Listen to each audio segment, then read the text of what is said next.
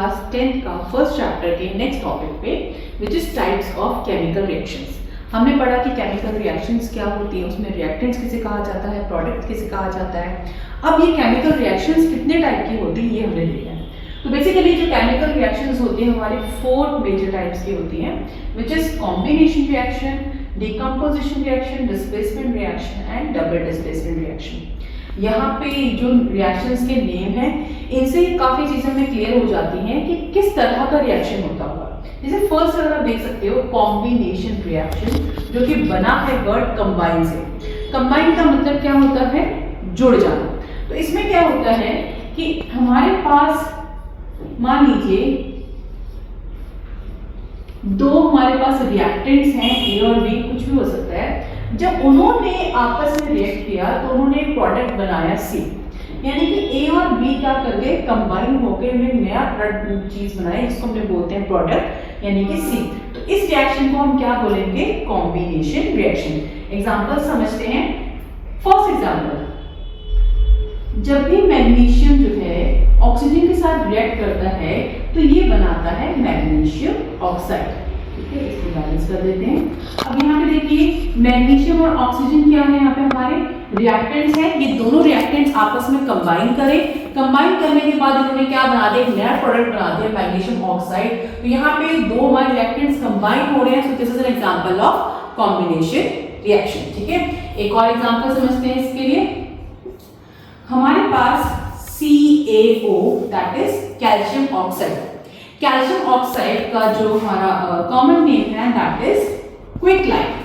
ठीक है, तो क्विकलाइन में जब भी हम वाटर ऐड करते हैं तो अब ये दो रिएक्टेंट्स हमारे पास क्विकलाइन और कैल्शियम ऑक्साइड।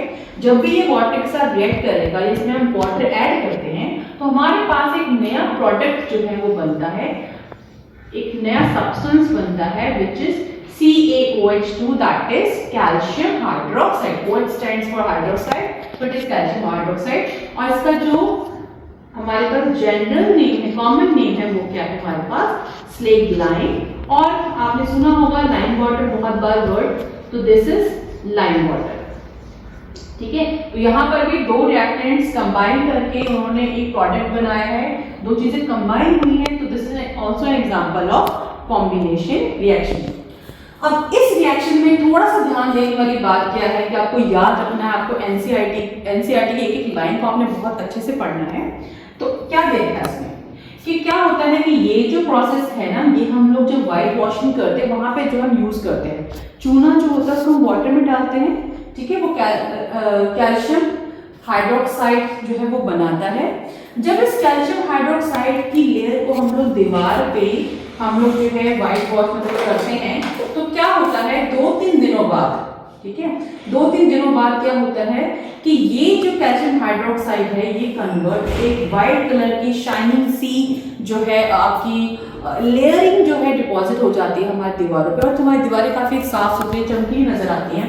तो ऐसा क्या होता है वहां पे क्या होता है कि ये कार्बन डाइऑक्साइड के साथ रिएक्ट करके ये एक नया प्रोडक्ट बनाता है that is CaCO3 and H2O जो है हमारा रिलीज होता है। ठीक है, तो यहाँ पर जो ये CaCO3 है ये क्या है, कैल्शियम कार्बोनेट। बेसिकली जब हम व्हाइट वॉश करते हैं अपने घरों में तो घरों की जो दीवारें व्हाइट वॉश के बाद चमकने लगती हैं, वो क्यों चमकने लगती हैं, क्योंकि उसके ऊपर जो है कैल्शियम कार्बोनेट की एक लेयर डिपॉजिट हो जाती है जो कि हमारे दीवारों को एक शाइनिंग सरफेस जो है वो प्रोवाइड करता है।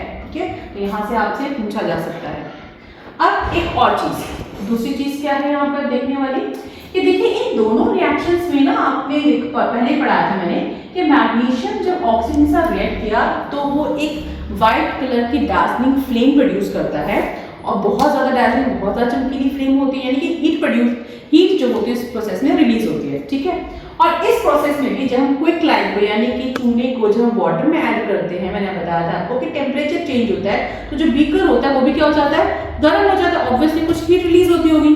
तो ऐसी रिएक्शन जिसमें हीट रिलीज होती है उन रिएक्शंस को हमने नाम दे दिया, उनको हम कहते हैं एक्सोथर्मिक रिएक्शन। ठीक है, एक्सो का मतलब क्या होता है, एग्जिट करना, निकलना। थर्मल जो वर्ड होता है it is related with heat. तो ऐसे रिएक्शन जितने हीट रिलीज होगी, एनर्जी रिलीज होती है, उसको हम क्या बोलते हैं? Exothermic reaction. So burning of magnesium ribbon in air, that is also exothermic reaction. And the reaction between quicklime या calcium oxide with water, it is also an exothermic reaction. ठीक है, इसके अलावा और कौन कौन से रिएक्शंस जो होते हैं हमारे एक्सोथर्मिक रिएक्शंस होते हैं, आइए देखते हैं। जैसे कि आपने burning of natural gas, natural gas क्या होती है? मीथेन। ठीक है, ये जो बर्न करता है तो हमारे पास हमें क्या मिलता है? Water and carbon dioxide. ठीक है, तो ये भी क्या है? एक एक्सोथर्मिक रिएक्शन है, क्योंकि यहाँ पर भी क्या होती है? बहुत ज्यादा हीट जो है वो रिलीज होती है। या आप देखते हो हम लोग कोयला जलाते हैं, या फिर हम देखते हैं अपना, आप जब घर में एलपीजी गैस हम यूज करते हैं तो हम जब जलाते हैं उसको, बेसिकली ब्यूटेन गैस होती है, तो उसमें बहुत सारी हीट मिलती है ऑब्वियसली हमें आपका, तो वो भी क्या होता है? एक्सोथर्मिक रिएक्शन होता है।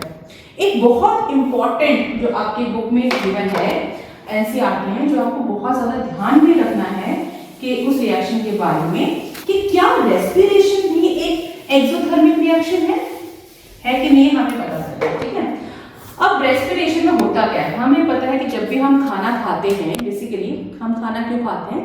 ऑब्वियसली एनर्जी के लिए भी खाते हैं हम लोग। तो एनर्जी हमें मिलती कहाँ से है? फूड से मिलती है। फूड की किस कंपोनेंट से मिलती है? हमें मिलती है कार्बोहाइड्रेट से। ठीक है, तो जब खाना डाइजेस्ट होता है, बेसिकली क्या होता है? तो ये जो खाना हमने खाया, जैसे हमने आलू खाया, चावल खाया, कोई भी सीरियल्स, आपके व्हीट, रोटी वगैरह जो भी हम खाते हैं, उसमें होता है कार्बोहाइड्रेट।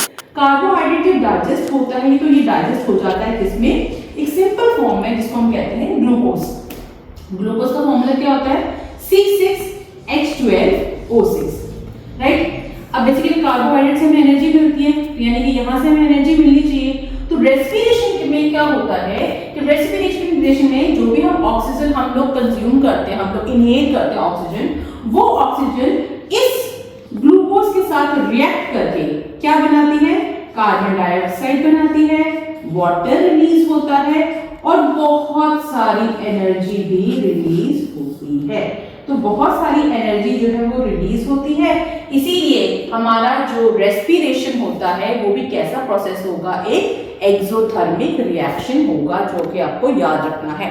तो respiration is also exothermic reaction. हमारा burning of magnesium is exothermic reaction. हमारा reaction between quicklime and water is exothermic reaction. इसके अलावा आपका डिकम्पोजिशन ऑफ ऑर्गेनिक वेस्ट या फिर vegetable waste into compost. Simple language में कहूँ कि जब भी हम कंपोस्ट बनाते हैं वो किस तरह का रिएक्शन होता है? क्या वो भी एक्सोथर्मिक रिएक्शन होता है? बिल्कुल एक्सोथर्मिक रिएक्शन होता है। वो क्या होता है कि जब भी आपका जो वेजिटेबल वेस्ट है जब कंपोस्ट में कन्वर्ट होता है, तो इसको कंपोस्ट में कन्वर्ट करने के रिस्पॉन्सिबल कौन होता है?